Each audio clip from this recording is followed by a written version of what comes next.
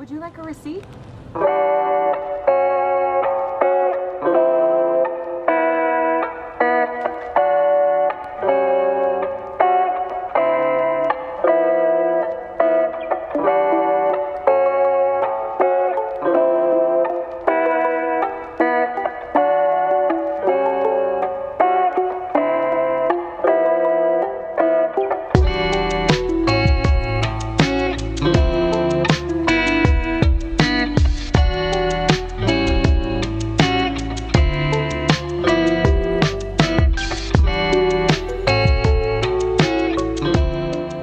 Assalamualaikum warahmatullahi wabarakatuh. Shalom, Om Swastiastu, Namo Buddhaya, salam kebajikan bagi kita semua. Perkenalkan, nama saya Akbar Emir Syarif Mahfud. Saya merupakan mahasiswa S1 di Fakultas Hukum Universitas Diponegoro dan merupakan dari anggota kuliah kerja nyata tim 2 Universitas Diponegoro pada periode 2021-2022. Oke, nantinya di program saya ini saya mengadakan 3 program. Yang pertama terkait dengan izin usaha, dan yang kedua terkait dengan tindakan pelecehan seksual, dan yang terakhir adalah tindakan pencegahan dari stunting, yaitu adanya suatu penyakit maupun keadaan yang menyebabkan bayi tumbuh kembangnya itu lambat. Nah, melalui video profil ini nantinya saya akan menjelaskan terkait dengan wilayah KKN saya, yaitu di Kota Depok, Kelurahan Depok, Kecamatan Pancoran Mas, dan terkait dengan program saya. Selamat menyimak. Secara lebih spesifik, kegiatan KKN saya dilaksanakan di Kecamatan Pancoran Mas, yang dimana Kecamatan Pancoran Mas merupakan salah satu dari 11 kecamatan di Kota Depok yang berada di pusat Kota Depok. Kecamatan Pancoran Mas saat ini terpisah menjadi 2 berdasarkan dari regulasi pemerintah Kota Depok nomor 7 tahun 2008. Nanti bisa disimpulkan ya teman-teman, kalau misalkan kegiatan aku itu berada di Kecamatan Pancoran Mas, Kota Depok di Provinsi Jawa Barat. Dan untuk dosen pembimbing aku adalah Bapak Rudi Hartanto dari Fakultas Peternakan. Selanjutnya berpindah kepada program pertama aku, yaitu program terkait dengan izin usaha yang berjudulkan Urus Izin Usaha Mudah Hanya Melalui Online Single Submission. Mari disimak. Pada program pertama, saya memberikan sosialisasi izin usaha secara door-to-door kepada warga RW 21 yang masih memiliki usaha dengan poster.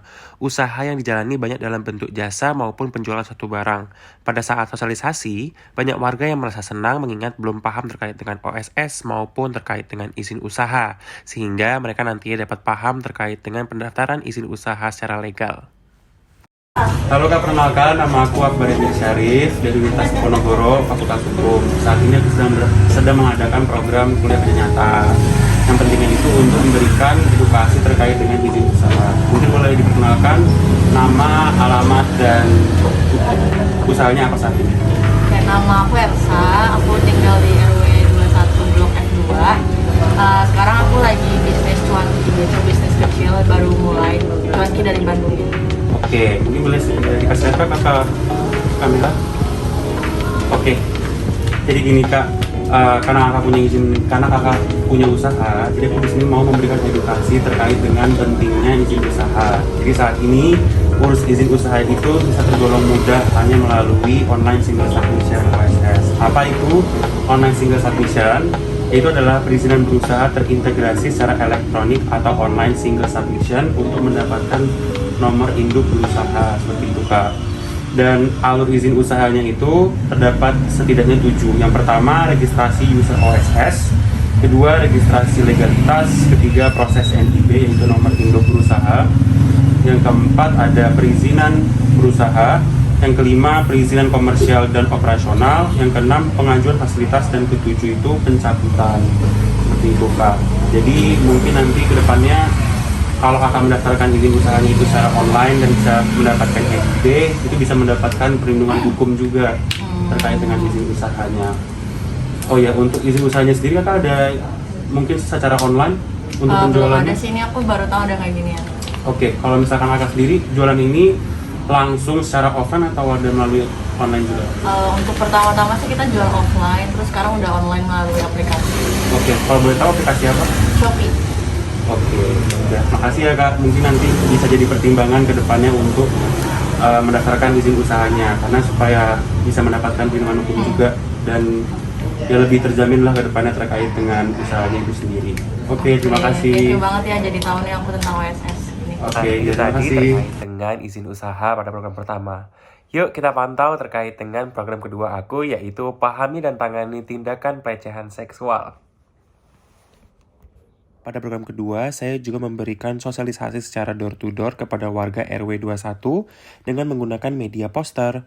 Fokus substansi saya pada saat sosialisasi adalah dengan memberikan informasi terkait dengan pencegahannya dan bagaimana regulasi pelecehan seksual. Saat itu, saya memberikan edukasi baik kepada anak-anak, remaja, dan orang dewasa. Perkenalkan, nama aku Akbar Edi Syarif, aku dari Universitas Diponegoro. Saat ini aku sedang melaksanakan kegiatan kuliah kerja nyata, yaitu memberikan edukasi terkait dengan tindakan pencegahan seksual. Jadi di sini aku mau ngasih edukasi nih Kak, terkait dengan pahami dan tangani tindakan pelecehan seksual. Cuman sebelum itu mungkin boleh diperkenalkan dulu dirinya, nama, asal universitas, dan kira-kira ada nggak pengalaman terkait dengan pelecehan seksual kayak catcalling atau apapun itu. Oh gitu. Oke, sebelumnya nama saya Uti. Saya dari Universitas Bakri. Sebelumnya sih saya itu mungkin pernah sekali dua kali di catcalling ya sama orang-orang yang ada di sekitar, either itu tukang gojek atau misalkan satpam-satpam. Tapi kalau misalkan saya cara nanganinnya sih ya saya diem aja sih biasanya. Kayak udah lanjut aja pergi gitu. Baik, mungkin di sini aku mau ngasih tahu nih Kak, kalau misalkan pernah mengalami tindakan catcalling itu masuknya ke dalam pelecehan secara lisan, seperti itu. Nah, tindakan yang mungkin aku bisa ngasih advice ke kakak itu salah satunya adalah bersikap tegas. Selain bersikap tegas, catat detail yang kamu alami, laporkan ke HRD atau... Nah, itu tadi terkait dengan pelecehan seksual. Yuk sekarang kita ke program ketiga, yaitu cegah stunting dengan mengkonsumsi daun kelor. Disimak. Pada program 3 ini, saya membuat poster edukasi untuk nantinya mensosialisasikan kepada masyarakat. Tidak hanya itu saja, saya juga melakukan pencarian bibit, lalu mengolahnya untuk menjadi daun kelor kering. Daun kelor yang kering, lalu saya bungkus menjadi beberapa bagian, yang dimana nantinya daun kelor ini akan saya bagikan kepada warga RW 21 Kecamatan Pancoran Mas yang sekiranya membutuhkan maupun masih memiliki balita. Mengingat fungsi dari daun kelor ini sendiri mengandung banyak sekali gizi yang baik untuk tumbuh kembang bayi, bahkan melebihi protein yang terkandung di dalam pisang maupun di dalam yogurt itu sendiri. Dan ini adalah salah satu cara saya untuk menangani stunting setelah saya melakukan riset beberapa hari untuk program KKN saya yang ketiga. Nah, setelah saya melakukan kegiatan packing ini, saya mulai mengikuti beberapa program posyandu di RW 21 bersama dengan Ibu Rita. Dan ini saya juga mengikuti program yaitu pencegahan stunting yang bekerjasama dengan rumah sakit maupun puskesmas Pancoran Mas. Ini adalah kegiatan saya selama saya melakukan program ketiga. Tidak hanya kegiatan cegah stunting, namun saya juga mengikuti kegiatan poswindu, yaitu kegiatan tambahan berupa mengukur tensi maupun berat badan bagi lansia di sekitar RW 21. Dan ini merupakan salah satu video kegiatan saya pada saat saya mengikuti program poswindu dan program pencegahan stunting di RW 21. Assalamualaikum Bu, nama saya Akbar Emir Syarif dari Universitas Diponegoro Fakultas Hukum. Saat ini sedang mengadakan program KKN terkait dengan cegah stunting dengan konsumsi daun kelor. Mungkin boleh diperkenalkan nama Ibu siapa?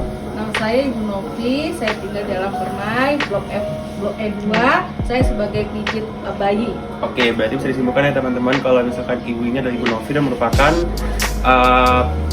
pemilik jasa pijat bayi. Oke, saat ini apakah Ibu sudah tahu terkait dengan apa itu fungsi daun kelor? Belum. Oke, jadi fungsi daun kelor ini adalah daun kelor itu mengandung potasium 3 kali lebih banyak daripada pisang, protein 2 kali lebih banyak dari yogurt, dan vitamin A 4 kali lebih banyak dari wortel. Jadi daun kelor ini itu memiliki fungsi yang sangat baik untuk pertumbuhan si dede bayi. Seperti itu. Jadi nanti apabila pertumbuhannya lambat itu bisa diberikan daun kelor.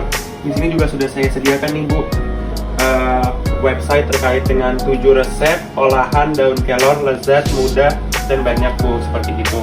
Dan nanti ini Ibu tinggal unggah aja buat mengkonsumsi ini dan mengolahnya Bu. Jadi ini adalah daun kelornya.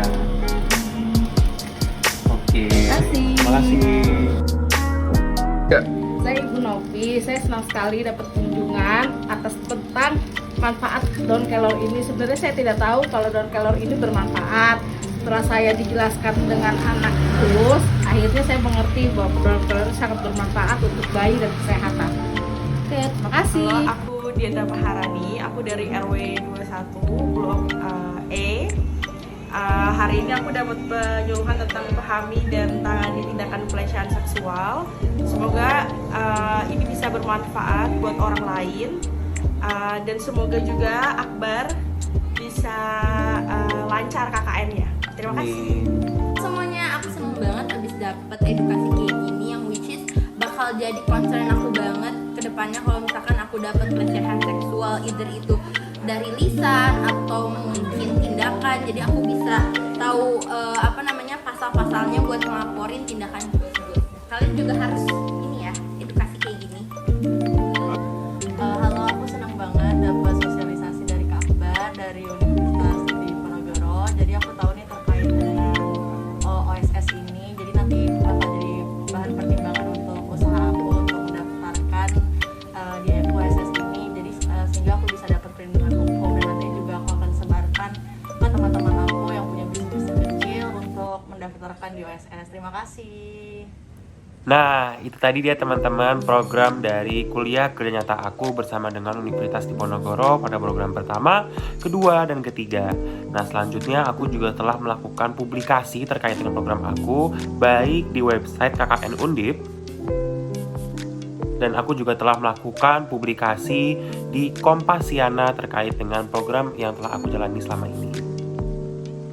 Melalui adanya video profil tersebut, maka dapat kita simpulkan bahwa kita sudah berada di akhir kegiatan kuliah kerja nyata tim 2 Universitas Diponegoro untuk periode 2021-2022.